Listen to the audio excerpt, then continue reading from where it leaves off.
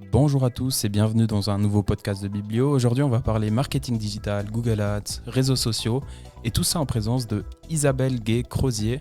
Donc, bonne écoute.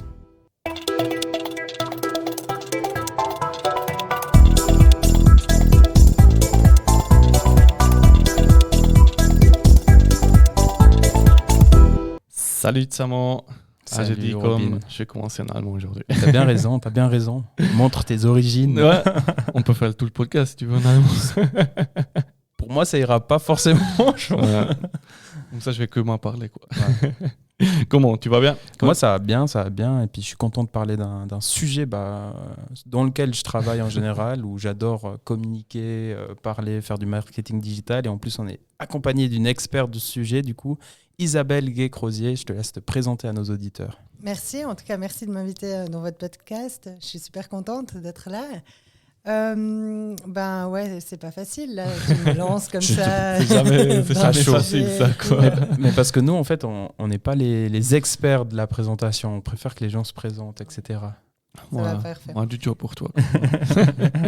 Donc oui, je m'appelle Isabelle Gay-Crozier, je viens de Martigny. Je fais du marketing digital et de la communication depuis la fin de mes études en 2004. C'était peut-être pas marketing digital, on en parlera après.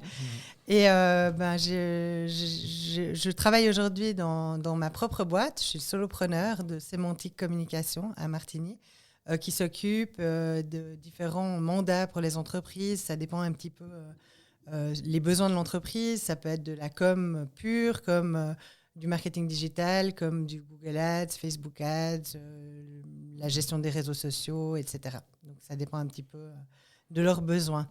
Et je les accompagne soit sur des projets assez brefs, soit à l'année, mensuellement, où là, je fais un peu office de responsable de la com, marketing externalisé. Donc ça, c'est assez sympa. Ça veut dire que si on ne peut pas avoir quelqu'un en interne, on peut m'avoir moi en externe. Et ça marche bien. Ouais, j'aime bien. Donc, par rapport à mon parcours, ma carrière, j'ai étudié les sciences de la communication à l'université de Lugano. Okay. Mais quand j'ai préparé ce podcast, j'ai pensé à un truc quand même. Il y a un point marquant de ma vie, c'est 1995. Je suis partie une année en Australie, à Lismore. 95, c'est pas ton année de Non. Moi, je suis de 97, Robin. Presque. Bon, quand vous n'étiez pas là, des petits poissons, comme mon fils il dit. Des poissons panés, même. Je suis partie une année d'échange en Australie avec AFS, American Field Service. On dit aussi Another Fat Student, donc un nouvel étudiant gros. En général, on prend 12 kilos. Et puis, justement, si on parle comme marketing digital, c'est assez intéressant parce qu'en 95, il n'y avait pas d'Internet. Mes parents, ils m'appelaient chaque 4 mois. Parce que ça coûtait 2,50 francs la minute. Et puis, mes copines m'écrivaient des lettres. Sauf que les lettres, il fallait 7 jours pour arriver et 7 jours pour repartir quand c'était pas 10. On peut presque pas imaginer ça aujourd'hui. Hein. Ouais, c'est fou. Donc, du coup, en fait, ça veut dire que quand tu écris la lettre à tes copines qu'il s'est passé un truc super pendant le week-end, elles le savent 10 jours plus tard. Et vice-versa. Donc, voilà. Enfin, un fait assez marquant parce qu'il y a un peu l'avant-après Australie. Tu reviens, tu pars, tu reviens, tu as 16 ans, tu as 17 ans, tu reviens un peu comme un adulte, etc. Donc, ça, c'était un peu pour lancer ma présentation. Ce qui m'a permis, en fait, d'avoir toujours envie de découvrir d'autres cultures, d'autres pays, etc. Et de repartir en 98 même, à Rome, une année, comme jeune fille au pair, pour ensuite aller à l'université de la Suisse italienne. Je faisais partie de la 4e volée, donc c'était une toute jeune université. Aujourd'hui, elle a on a fêté les 25 ans, septembre 2021. Mais du coup... C'était les débuts, même pas encore reconnu par la Confédération à l'époque. Mais déjà un projet que le canton du Tessin avait mis 10-15 ans à mettre en place. Donc, il y avait quand même du job derrière et ça fonctionnait. Voilà. Ok, super. Il y a un terme qui a retenu notre attention quand on a cherché ton profil, quand t'a trouvé, etc. C'était le terme solopreneur. Nous, on vient de la Team Academy, qui est notre formation à la HESS au Valais. Puis on dit souvent teampreneur, etc. Et dans nos podcasts, en général, on parle beaucoup de collaboration, coopération. Donc beaucoup de termes, enfin coopétition, beaucoup de termes dont le collaborer. Pour toi, c'est quoi être un solopreneur? Ça pourrait un peu nous aider, nous définir ce que c'est pour toi. Oui, alors quand je me suis lancée en 2014, je disais que j'étais plutôt freelance, indépendante, parce qu'aussi je slashais. Hein. Le slasher, c'est celui qui fait plusieurs activités. Donc j'étais une slasheuse entre maman, un job de salarié, un job d'indépendante. Et du coup, je parlais plutôt d'indépendance et de freelance et de slasheuse. Et puis, en fait, en 2017, j'ai fondé ma boîte. À ce moment-là, je me suis lancée à 100% dans sémantique et dans l'indépendance. Et puis, du coup, je me suis dit, freelance, ça ne me définissait plus tellement. Et je suis tombée sur un article de la Starterland. C'est Dan Noël, qui est assez actif sur les réseaux sociaux. Et les podcasteurs, etc. Et il disait solopreneur, il employait ce terme solopreneur, et du coup, j'ai creusé un petit peu et ça me définissait bien. Le solopreneur, c'est celui qui travaille en solo, qui est le seul directeur de sa boîte, en fait, mais qui a quand même une entreprise et qui n'a pas d'employé ni associé. Mais en même temps, qui n'a pas cette casquette freelance, je vends mes services aux entreprises, parce que en fait, je vends mes services, oui, mais en même temps, on est proactif, on a des produits, c'est quand même une vraie entreprise. Donc, une vraie structure derrière aussi. Voilà, une vraie structure, etc.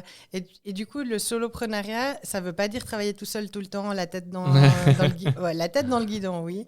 Mais ça veut dire aussi collaborer, collaborer avec d'autres entreprises. Ça veut dire que moi, je ne fais pas de vidéos, je ne fais pas de graphisme, etc. Donc, ça veut dire que j'ai des fournisseurs externes avec qui je travaille aussi. Puis, ça veut dire collaborer aussi avec les entreprises pour lesquelles on travaille. Donc, ça ne veut pas dire être tout seul.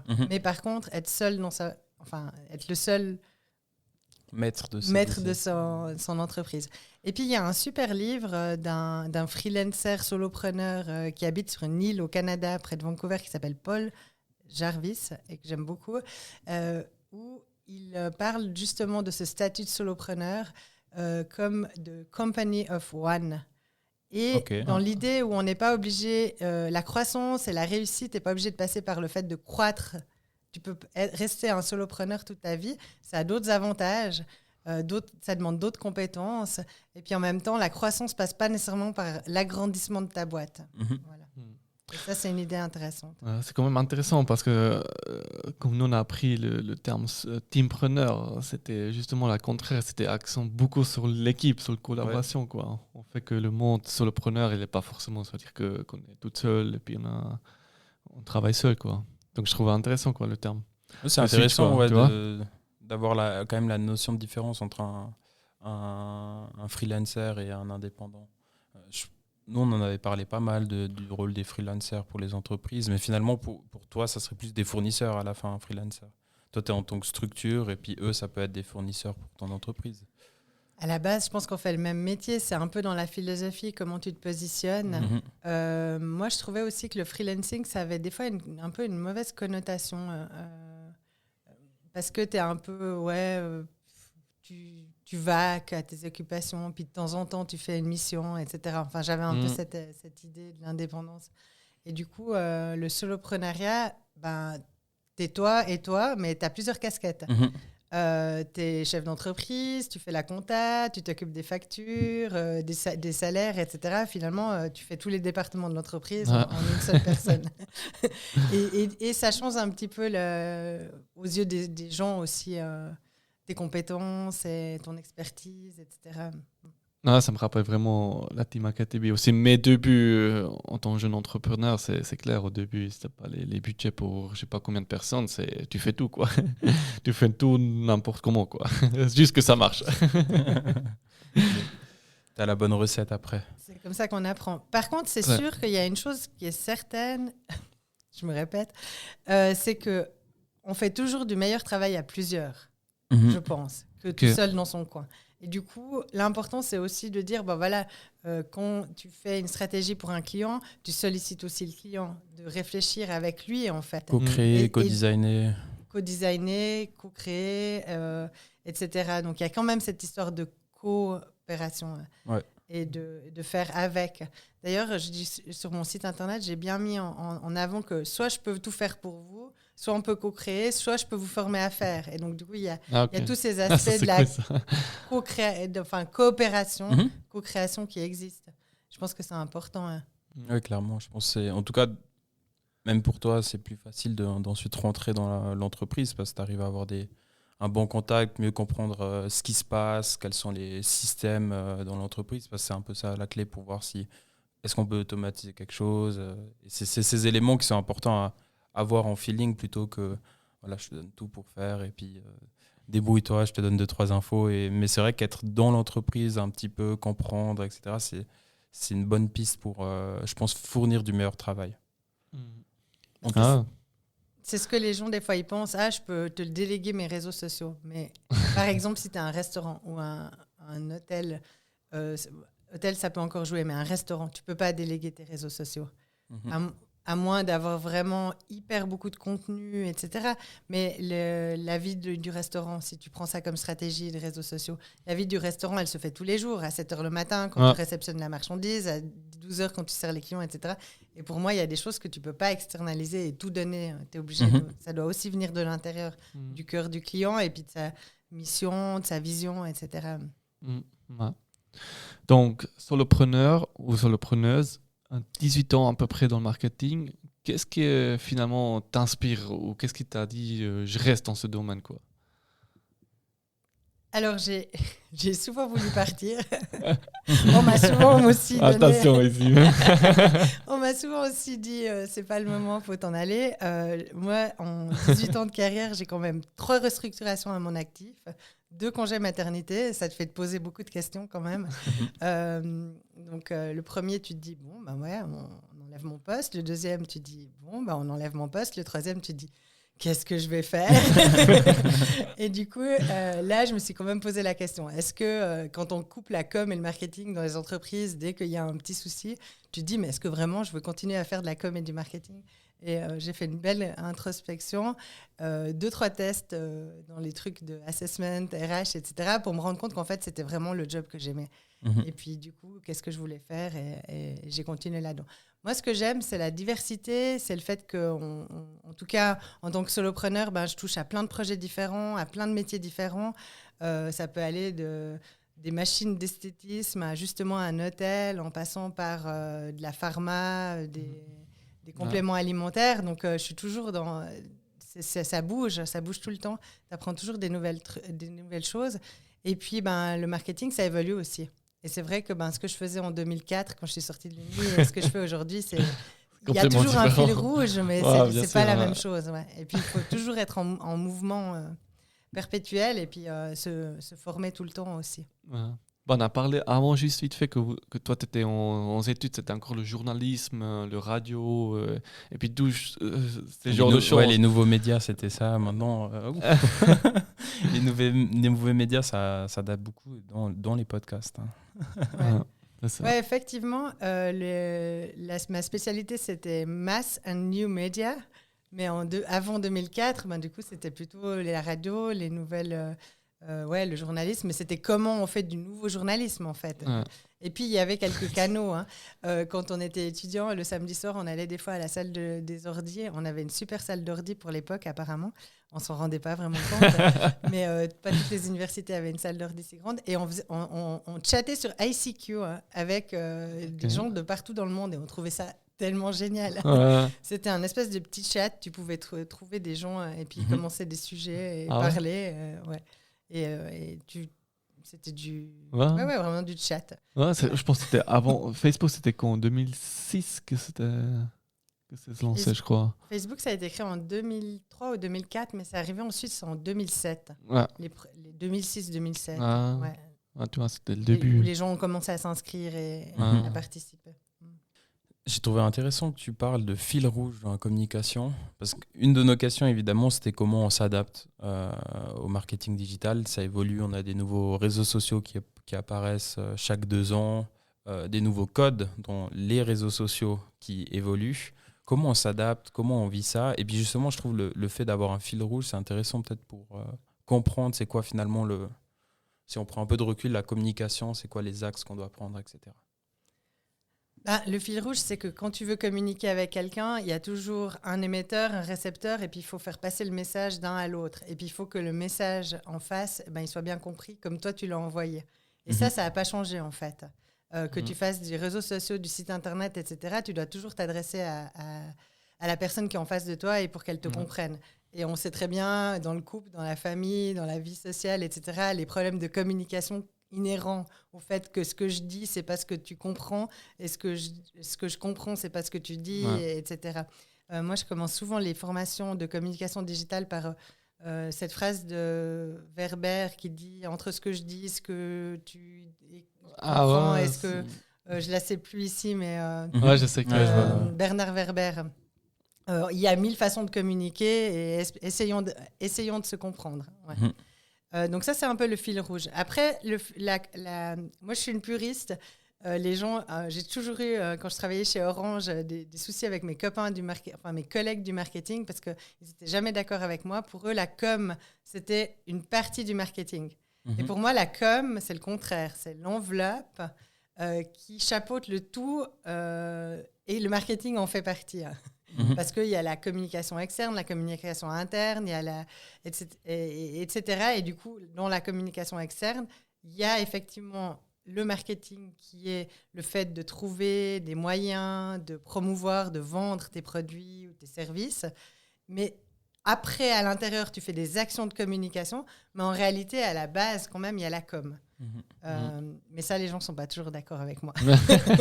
Donc, du coup, le fil rouge, pour moi, c'est toujours communiquer. Alors que tu communiques sur un prix, sur une offre, sur une promotion, que tu communiques sur une vision, une mission d'entreprise, à la base, tu communiques. Et puis après, il y a des différents moyens, des différentes stratégies que tu mets en place. Moi, je suis assez d'accord avec le côté communication qui chapeaute le tout. Parce que bon, la communication, il y a tout. Il y a aussi la marque. Qu'est-ce que tu veux, les valeurs de la marque, etc. Donc, ça va impacter ton marketing, ça va impacter ta communication interne, etc. Donc ça, oui, moi, je suis assez d'accord avec ça. C'est juste que c'est le marketing, c'est beaucoup. La communication en grand, on a vu aujourd'hui les grandes marques, qu'est-ce qu'ils font tout pour transmettre soit les valeurs, les produits, les publications ou quoi que ce soit. C'est un grand appareil, quoi, le marketing, quoi. Ouais, clairement. Et du coup, comment on navigue dans ce marketing digital, dans le sens, comment on navigue avec les évolutions, les innovations qu'il y a? Difficilement. Non, je plaisante. Alors, de mon côté, comment je navigue, c'est que j'essaye de toujours être à la page de ce qui se fait de nouveau. Tu es en veille permanente, en fait. Après, bien sûr, tu ne peux pas tout appliquer à tout, mais de savoir qu'est-ce qui se fait, quelles sont les nouvelles tendances, etc. Après, ça ne veut pas dire les intégrer nécessairement, mais pouvoir avoir une idée, voilà, en fait, il y a ça qui est nouveau.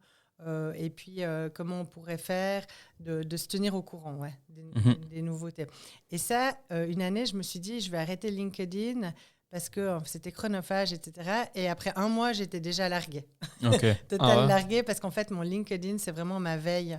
Et à travers les gens que je suis sur ce réseau, du coup, ça me permet de me mettre à jour, d'aller après creuser dans les blogs, les podcasts, etc. Mais Et du coup, c'est comme ça qu'on se maintient. C'est en étant toujours à l'affût des nouvelles choses, de comment on peut améliorer les choses. Et puis, ce qu'on faisait en 2010, c'est pas la même chose c'est peut-être la même chose que maintenant, mais on le fait différemment. Tu as dit que tu donnais aussi des cours et que tu t'auto-formais dessus. Ça me fait penser, nous, quand on a des podcasts, quand on fait un podcast et qu'on intègre un sujet, on doit quand même aller gratter, etc., se renouveler sur le sujet.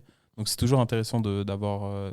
nous, on dit c'est créer du contenu, c'est aussi créer du savoir pour nous-mêmes, etc., et s'auto-former. Et donc, toi, tu le fais aussi via des cours, etc.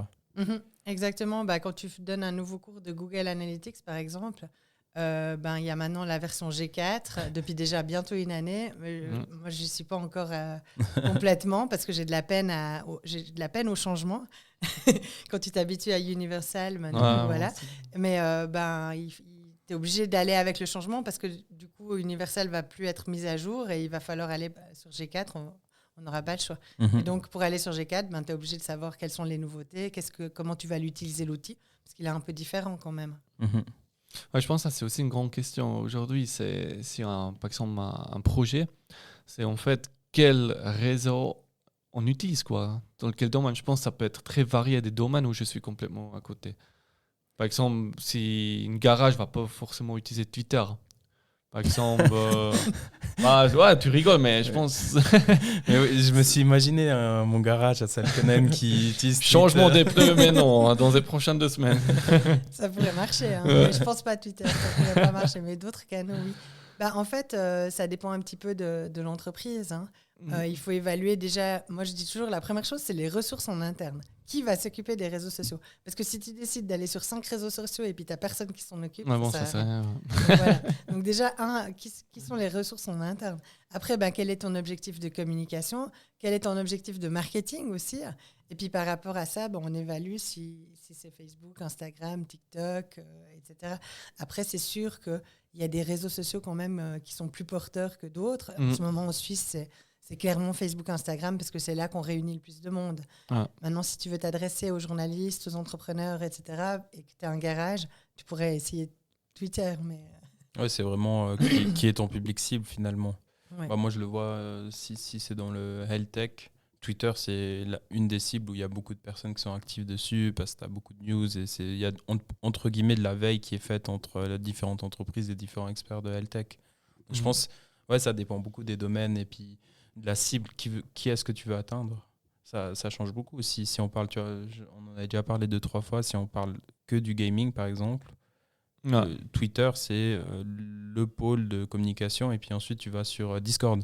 Tu les emmènes sur Discord et puis là à ce moment-là tu peux créer ta communauté sur Discord. Donc c'est je dirais quand même il y a des spécificités par domaine, par thématiques d'entreprise qui sont assez... Ouais, puis on peut aussi voir des nouveaux outils comme Discord qui est très aperçu tout à coup. C'est tous ces mondes NFT par exemple. Telegram, donc on a des trucs Discord, qui se vont hyper totalement s'il y a un nouvel truc qui commence à être...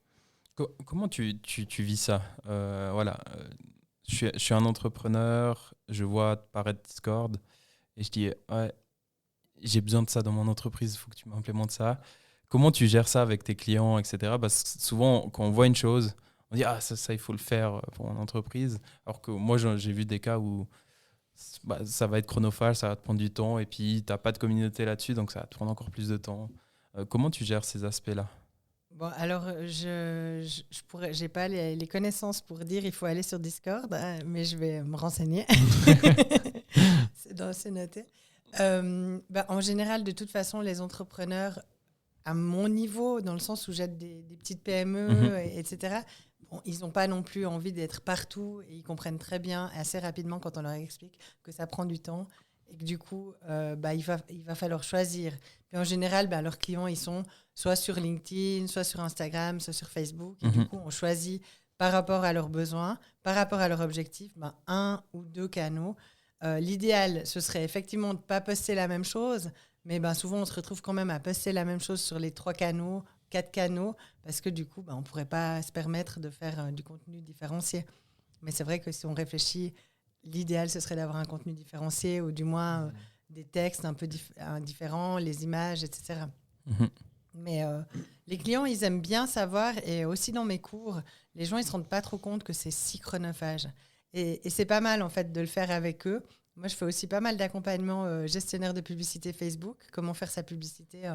Et en fait, quand on arrive à la fin des 2, 3, voire 4 heures, les gens, ils me disent « Ah, mais je pensais pas, en fait, que ça prenait tout ce temps. » Et puis, du coup, ils mettent ça en lien avec aussi potentiellement les devis qu'ils auraient pu recevoir d'autres agences ou d'autres boîtes qui font aussi ça. Et puis, ça les rassure, en fait, de se dire « Ah, finalement, c'est du travail. » Et puis, ça a un coût, le travail.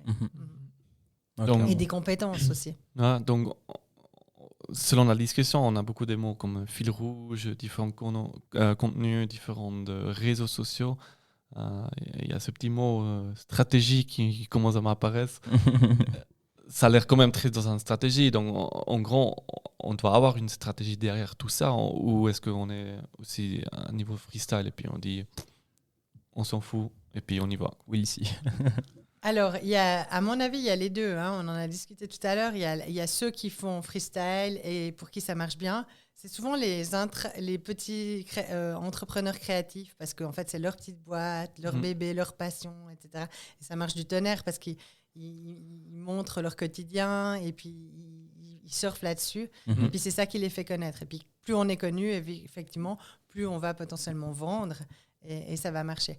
Après, il y a des domaines un peu moins sexy, hein, comme vendre des pergolas, vendre des machines d'esthétisme, où là, vous avez beau parler de votre cœur de métier, mettre toute votre âme d'entrepreneur et votre passion, ça va peut-être pas attirer autant de monde. C'est clair. Et du coup, là, il faut une stratégie.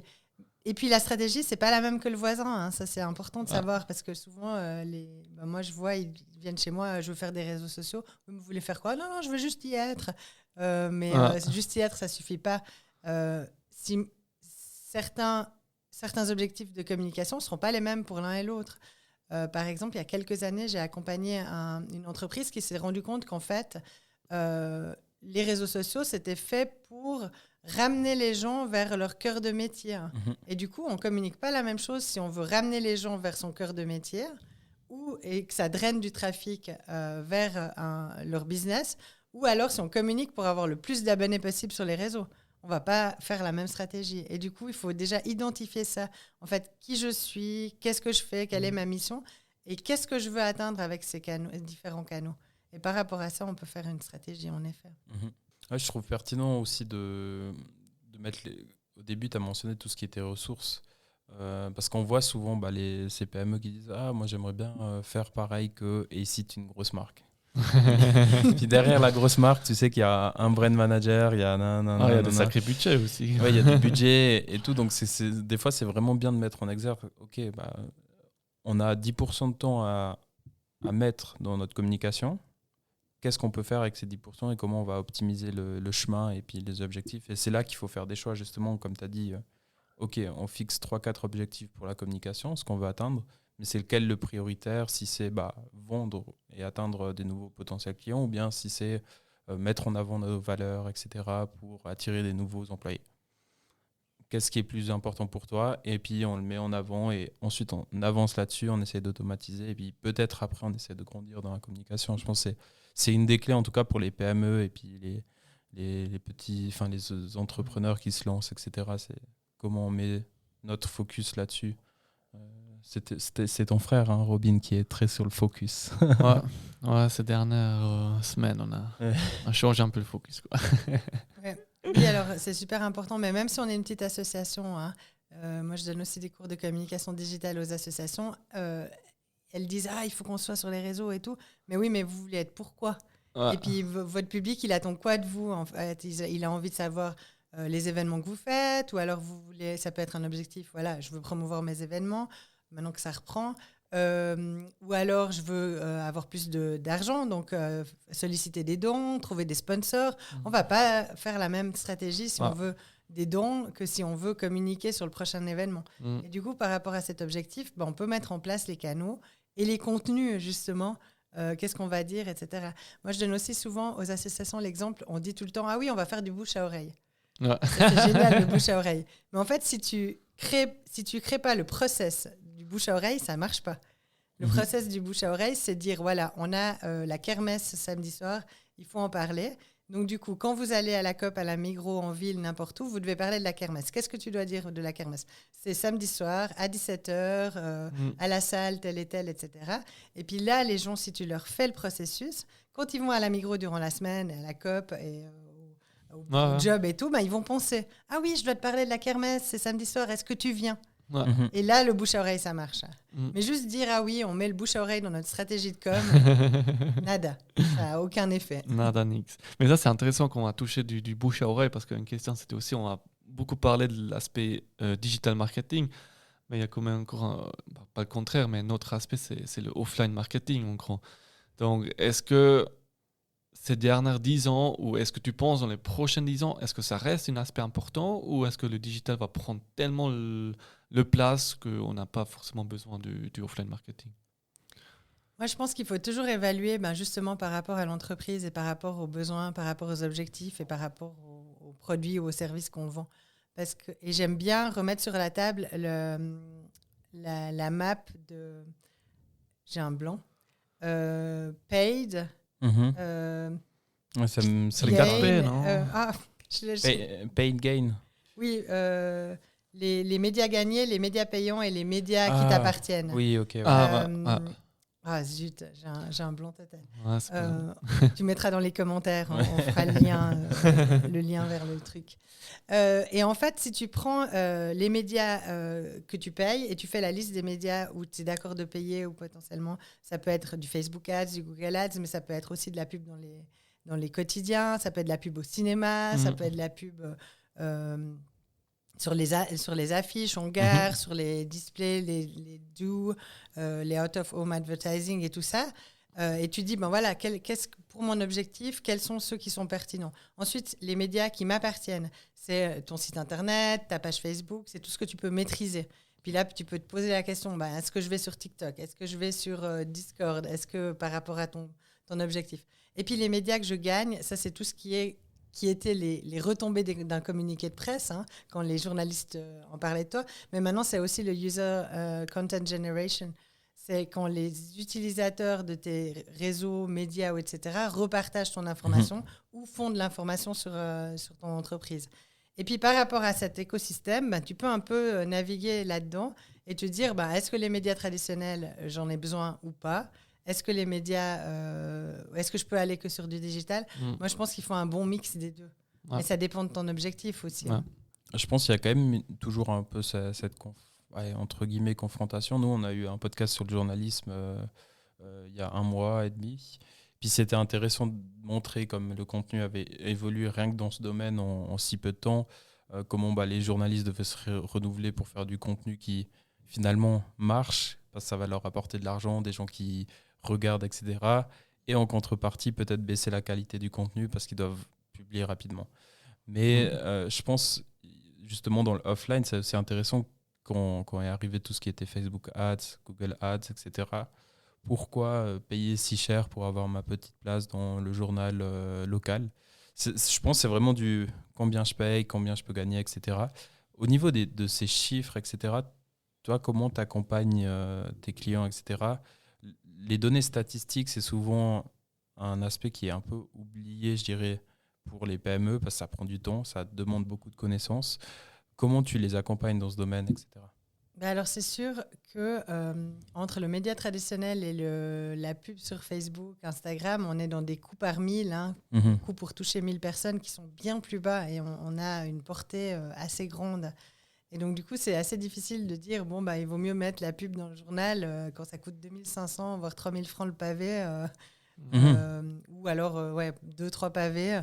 Tu auras 3 fois, ce sera imprimé, ce sera vu par beaucoup de personnes, mais en même temps, si tu compares avec 5 francs, combien tu peux toucher de personnes sur les médias, c'est assez... il y a 2 poids, 2 mesures. Par contre, c'est pas dit que l'un ou l'autre marche mieux, et donc du coup, c'est pour ça qu'il faut un peu analyser les choses. Après, ceux qui font que du média digital, ils sont à fond en disant tu peux tout mesurer, tu peux tout faire, tu peux tout savoir, etc. Mais justement, tu as raison, Colm, pour mesurer, tout savoir, il faut du temps. Et puis ça, c'est pas toujours donné à tout le monde. Donc l'important, c'est peut-être à la base de savoir quels sont les KPI, les indicateurs de performance que tu vas mesurer. Déjà, te fixer 2-3 indicateurs pour ton Google Ads ou pour ton Facebook Ads. Est-ce que c'est le plus de personnes que je veux ? Est-ce que c'est les conversions ? Est-ce que je veux vraiment vendre ? Est-ce que pour moi, c'est plutôt que le coût par clic soit moins de 1 franc, etc. Et donc, du coup, par rapport à ça, tu vas pouvoir un peu naviguer dans ta campagne de marketing digital et aussi te positionner par rapport à d'autres médias sur lesquels tu n'es pas allé. Après, les données, on peut tout dire des données. Je crois que c'est toi qui m'en as parlé l'autre jour, ou Robin. Effectivement, les journalistes le font. On peut tout dire des données et dire n'importe quoi. Et moi, j'ai horreur de voir que justement, des fois, il y a des entreprises qui donnent des infos à mes clients qui sont un peu erronées ou genre, on a eu des millions d'impressions et tout, mais en fait, derrière... T'as vendu. Pas de clic. T'as 2% de clics. Bravo. Exactement. Et donc, du coup, moi, je relativise toujours en disant oui, mais en fait, le but, c'est quand même faire du business. C'est pas avoir le plus de likes possible sur les réseaux, c'est pas avoir le plus d'impressions sur Google Ads, etc. Le business, il faut qu'en fait derrière ça fonctionne. Si tu fais des tonnes de pubs et puis tu vends rien derrière, ben c'est un flop quand même. Donc faut toujours avoir en tête qu'on fait du business. Et l'avantage du marketing digital et de la pub digitale et de la com digitale, c'est que même si tu as mis beaucoup d'efforts à créer la campagne et à faire tout, si ça marche pas, tu peux t'arrêter assez vite. Et ça, c'est un peu le point fort que moi, je mets en avant pour mes clients. Tu peux t'arrêter ou tu peux faire un pivot ou tu peux toujours changer. Des fois, tu penses à une pub et tu vas dire « Ah, je fais un carrousel, ça. » Et puis finalement, c'est le flop. Tu vas pas le faire tourner pendant 2 mois si c'est un flop. Donc, tu peux toujours optimiser. Et c'est ça qui est important, l'optimisation. Dans le marketing digital, on ne peut pas faire du Google Ads puis laisser ça pendant une année traîner dans un tiroir et puis que l'algorithme il se débrouille tout seul, il ne va pas réussir. Ça me rappelle aussi un peu des A/B testing, quoi. Donc on peut mettre ces 2 pubs en même temps et puis Google ou notre outil il peut détecter quelle marche le mieux et puis met en avant celle-ci qui marche le mieux, quoi. Parce que des fois, ça peut être des petits facteurs qui changent, ça peut faire une grande différence, quoi. Ouais, moi, je trouve toujours intéressant... quand par exemple il y a un événement et qu'ensuite il y a les inscriptions dans cet événement, de demander d'où ils viennent, parce que c'est peut-être on va dire une des valeurs les plus pertinentes que je trouve pour maintenant dans mon événement, je vois qu'il y a 6 personnes qui viennent de Facebook, 5 personnes qui viennent de mon push marketing et 15 personnes qui viennent de mon réseau, donc c'est intéressant. Comment tu arrives à calculer ça? Je pense pour des petites entreprises, c'est le plus, en tout cas en termes chronophages, le plus simple à faire pour vraiment avoir un aperçu assez rapide de ce qui a marché, parce qu'après tu sais combien d'argent tu as mis dans le push ads, etc. Donc je pense que ça c'est assez une bonne piste, je pense, pour avoir une base déjà au niveau des données et d'avoir une aperçu de où vient ton public et comment ils ont entendu parler de toi. Alors des fois, moi je demande vraiment beaucoup à mes clients de demander aussi mais comment vous nous avez connus, etc. Parce qu'effectivement, on peut mettre en place des conversions, mais souvent elles ne marchent pas. Parce que en fait, après, la technique du côté du site internet, ça a capoté, la balise n'était pas bien placée, etc. C'est toujours un peu Capharnaüm. Et là, il faut des grosses structures et investir un peu de budget pour aller vraiment mettre en place tout ce tracking, en fait. Ouais. Mais souvent, ils disent « Ah oui, les gens, ils m'ont dit qu'ils venaient de Google. » Mais du coup, on ne sait pas s'ils viennent de Google moteur de recherche ou Google payant, ou alors ils sont vus sur Facebook et après ils ont été chercher le nom de l'entreprise sur Google. Ça peut venir de plein de choses, très varié, on ne sait jamais exactement. Je trouve très pertinent aussi dans tes services l'aspect formation, parce que justement moi ce que je vois aussi souvent, j'ai aussi ces activités en tant qu'indépendant, c'est qu'ils arrivent, ils se comparent à un concurrent en disant lui il a 600 abonnés, toi tu as 400, moi je veux atteindre plus, je veux le dépasser, etc. Alors que c'est pas du tout la clé, en tout cas je pense dans la stratégie. Je trouve intéressant de donner l'aspect formation en disant il a 600, mais si tu vas chercher un peu plus loin, tu vas voir peut-être qu'il a beaucoup moins de clics sur ses publications, etc. Nous on a plus de conversions. Et le fait de former les gens, je pense, ça leur donne aussi une compréhension du métier, compréhension de la charge de travail que c'est de faire de la communication. Puis je pense que c'est ça, quelque chose que je retire de nouveau de ce podcast, c'est vraiment marketing. Le digital marketing, c'est assez rapidement fait, quoi. On a l'idée de on fait une page Facebook, on peut publier assez rapidement, mais en fait c'est ça le danger, quoi. C'est beaucoup. Je pense que le grand champ, c'est que avant que quelque chose il sorte, quoi, c'est finalement les questions qu'on a dit. Pourquoi on met ce post, c'est quoi le contenu, pour qui on fait, et puis qu'est-ce que je veux attirer finalement de ça, quoi. Je pense que le grand boulot marketing, c'est justement avant qu'on publie quelque chose, quoi. Si vous savez le temps que je passe dans ces podcasts Est-ce que tu te plains d'ici? Non. À l'aide. Oui. Moi, alors maintenant, ça a un petit peu changé le Facebook Ads. Il y a le Boost et le gestionnaire de publicité. Il fut un temps, à l'époque, on disait, moi je disais, si vous voulez faire du Boost, vous pouvez, mais sachez que c'est que pour votre self-esteem. Parce que le Boost, c'était juste pour les likes. Et l'algorithme allait chercher le plus de personnes qui allaient liker, donc pas nécessairement des potentiels clients.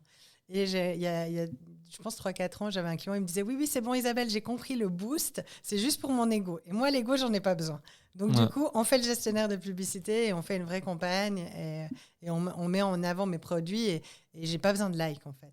Et c'est vrai qu'il faut se demander, des fois on a envie de like, et puis des fois on a envie de vendre des produits. Ouais. Et qu'est-ce qu'on veut faire? Et du coup, on peut gérer ça. Mais la base de tout, c'est quand même, qu'est-ce que je veux communiquer? Quelle est ma stratégie? Sur quels canaux? Et puis, qui est mon public cible? On n'en a pas tellement parlé aujourd'hui, mais les personas, faire ces personas, c'est aussi super important. Ouais. À qui je m'adresse? Et ça va pouvoir te permettre de créer du contenu après. Quel contenu aussi? Pour quelle personne? Ouais. Donc on va faire un nouvel épisode, je pense. Ouais. Exactement. Moi, c'est un beau résumé déjà on a 4 ou 5 bases pour lancer son marketing, pour déjà réfléchir, prendre le temps de réfléchir à son marketing. Je pense que c'est une bonne base. Merci Isabelle. Merci en tout cas, de m'avoir pour, invité tes dans votre inputs. podcast. Nous, on va vous laisser là avec cet épisode. Merci à tous pour les écoutes. Et puis, vous pouvez nous retrouver sur nos canaux de marketing digital qui sont LinkedIn, Instagram et Facebook, mais aussi sur Onshore, Spotify et YouTube maintenant en vidéo. Donc, n'hésitez pas à vous abonner si vous n'avez pas encore fait. Et puis, on vous souhaite une bonne journée. À la prochaine fois. Ciao, ciao.